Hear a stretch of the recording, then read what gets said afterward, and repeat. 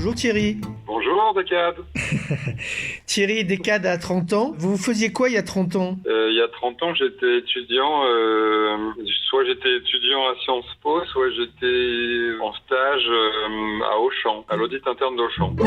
Et alors comment vous en êtes arrivé à vous occuper de digital marketing et de commerce en ligne aujourd'hui? Comment vous en êtes arrivé là? J'y suis arrivé par la Suède, en fait, parce que à l'origine, j'étais contrôleur de gestion opérationnelle à la Redoute. J'ai commencé comme ça sur la logistique, et qui était une logistique compliquée parce que c'est la Redoute qui a inventé les points relais, ça c'est peu connu, mais et qui a inventé la livraison en 48 heures chrono puis en 24 heures chrono. Donc c'était un vrai avantage.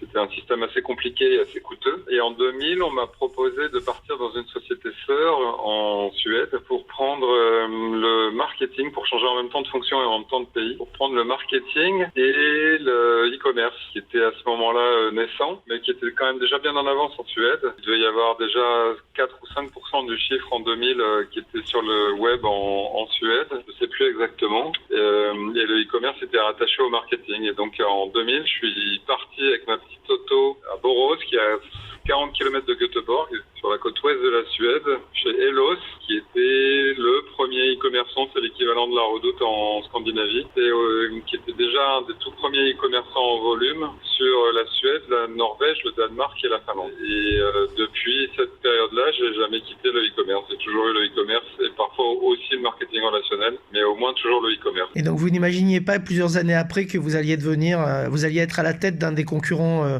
majeurs du grand vendeur de meubles suédois du coup? Non, pas du tout. Non. Tout ça, c'est pas un plan de carrière, c'est pas une carrière, c'est des successions d'envies et pas autre chose. Alors maintenant, la question qu'on pose à chacun de nos témoins, c'est votre premier achat en ligne, vous vous en souvenez? C'était quoi? C'était où? Mon premier achat en ligne, ça devait être chez Elos. En Suède, et ça devait sans doute être du textile. Ouais, ça doit être ça. Non, en fait, d'ailleurs, je me trompe. Mon premier achat en ligne, ça devait être des livres sur Fnac.com. Ça devait être sur Fnac. Les tout premiers, ça devait être sur Fnac. Alors aujourd'hui, bien des années ont passé. Vous êtes, on l'a dit, à la tête on peut dire quoi, du commerce en ligne de chez But, globalement, ou votre poste il est un peu plus large que ça, je crois? Oui, au début c'était le commerce en ligne et le marketing digital. Maintenant c'est aussi le marketing non digital et l'expérience client et le crédit. D'accord, donc c'est extrêmement complet. Mais aujourd'hui, en tant qu'utilisateur, qu'est-ce qui vous paraît le plus appréciable dans l'expérience en ligne en général, pas forcément chez But, et qu'est-ce qui est au contraire le plus détestable, ce qui est le plus irritant, comme on a l'habitude de dire? Le plus appréciable, c'est pour moi clairement le fait de préparer son achat confortablement, c'est-à-dire de comparer, de regarder les prix, de regarder les specs techniques, les notations aussi. Est-ce que c'est bien dispo, quand c'est dispo en retrait 2 heures ou en retrait plus long, est-ce que c'est livrable à domicile? Préparer son achat en comparant et en ayant le temps, c'est ce que je trouve le plus agréable. Quand je veux, c'est-à-dire sur mon mobile tout autant que sur un PC, et avoir accès à tout le catalogue. Et pour moi, donc la partie par contre la plus irritante, ça reste toujours la livraison à domicile, qui est toujours par nature une douleur, parce que vous n'êtes pas sûr que le livreur soit à l'heure. Si vous avez pris un créneau court, c'est quand même un créneau de 2 heures. En général, les créneaux sont pas disponibles dans les périodes où vous êtes disponible, c'est-à-dire pas le soir ou le week-end. C'est possible, mais c'est rarement le cas en fait, ou alors c'est cher. Donc ça, c'est l'irritant qui reste, c'est la livraison à domicile. Et c'est pour ça que j'aime bien le retrait, qui est disponible même pour l'encombrant chez But, même le soir et même le week-end. Alors maintenant, ouvrons un peu la perspective et parlons du commerce en général, et en particulier du e-commerce, mais du commerce en général. Il a beaucoup évolué au cours des 30 dernières années, notamment au cours des 10-15 dernières années. Selon vous, c'est quoi les grandes évolutions majeures qu'a vécu le commerce? Je crois que c'est la montée en puissance du service et l'intégration beaucoup plus poussée qu'auparavant du service dans la distribution. C'est sans doute lié à la montée du e-commerce et à l'omniprésence d'Amazon. Les gens se sont habitués essentiellement à travers Amazon, mais aussi tous les autres acteurs qui s'y sont mis, à bien voir les produits en ligne et à avoir tous les services associés en termes de moyens de variété de moyens de paiement, variété de modes de livraison, précision des délais. Sans doute aussi quelque chose qui a considérablement changé, c'est que maintenant, dans pas mal de contextes, on a une date précise de disponibilité produit et le plus souvent fiable. Et les gens ont des exigences sont beaucoup plus fortes qu'auparavant sur la fiabilité de ça. Ils veulent savoir au moment de la commande et avec précision. Donc, j'aurais tendance à dire que c'est ça qui a changé. Des infos plus fiables, des délais précis dès la commande, dès l'achat.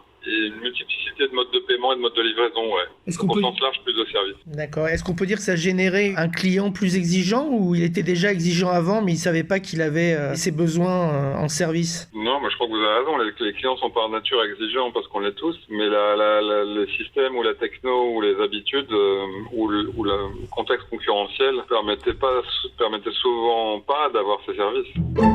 Alors maintenant, pour conclure, si on se retrouve dans 30 ans, donc en 2049, vous pensez qu'il aurait évolué comment le commerce? On va vers quoi selon vous? Je crois qu'on va vers un maillage, une intégration encore plus forte qu'aujourd'hui entre les canaux online et offline. Je suis convaincu que les magasins vont pas mourir, bien au contraire, parce qu'ils ont des avantages propres qui sont indéniables. Et je pense que la puissance, elle est dans la complémentarité d'une bonne expérience online pour bien préparer, bien étudier et de tous les avantages du physique pour avoir du conseil, pour pouvoir toucher le produit dans pas mal de cas, pour pouvoir retirer le produit, pour pouvoir le retourner. Et après, il faut pas caricaturer les choses. Il y a des contextes où des types de produits, en voyage par exemple ou en banque, le physique a un intérêt qui est bien moindre que quand on vend des meubles, quand on vend du textile dans une moindre mesure. Donc je pense qu'il y a des secteurs de la distribution au sens large qui vont se dématérialiser ou continuer à se dématérialiser pratiquement complètement. C'est déjà le cas du voyage et ça va être le cas pour la banque. Et pour ce qui est des produits physiques, il y a des catégories de produits qui vont bien résister au online pur,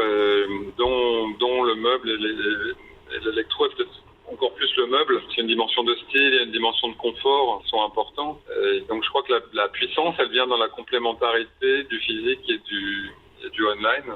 J'ai tendance à penser que les gros acteurs pure players vont ouvrir des points physiques, surtout pour le retrait. C'est un petit peu aussi pour démontrer le produit, mais et pour avoir des showrooms. Mais bref, pour le dire d'une autre façon, quand on est un acteur pur online puissant, je crois qu'il y a un intérêt à avoir des points physiques pour peut-être démontrer le produit, mais aussi et surtout sans doute pour tout ce qui est flux logistique près du client. Et c'est ça aussi sans doute qui permet de faire des livraisons ou des retraits peu chers et aussi des livraisons rapides quand on a un bon maillage logistique. Donc on ira vers plus de proximité avec les clients. Donc. Oui, il y a un intérêt il y a une exigence qui ne cesse de monter sur les délais de livraison ou la rapidité de livraison.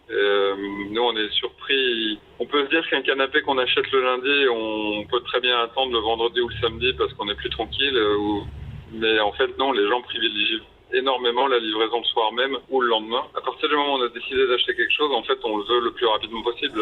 Amazon joue à fond là-dessus. Et c'est pas une mode ou il y a vraiment un comportement client en dessous. Donc la proximité pour pouvoir faire de la livraison ou du retrait rapide, sans doute clairement un plus. Et la proximité aussi, si on veut avoir du conseil, c'est mieux de faire 5 ou 10 km plutôt que 30 ou 40. Ouais. Écoutez Thierry Lernon, on vous remercie pour cette interview podcast et on vous souhaite beaucoup de succès avec But. Merci à vous. Merci.